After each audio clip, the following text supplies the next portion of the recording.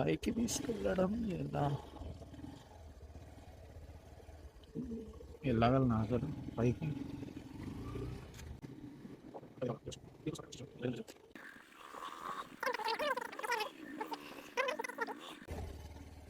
నేను చూడండి అసలు ఒక్కడిని వచ్చిన సింగిల్గా ఇక్కడ వెళ్దామని చూస్తున్నా. పైకి వెళ్ళలేము. సరే బండి ఇక్కడనే పెట్టి పైకి నడుచుకుంటూ వెళ్దాం. ఆ సైడ్ వెళ్దామా?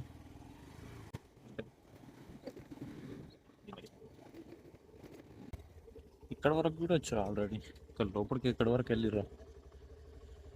ఇక్కడ ఉన్నారు. సరే ఉండండిలే, ఎవరెక్కడ ఉంటుంది. నేను పైన మిడిల్ స్టాండ్ వేస్తా.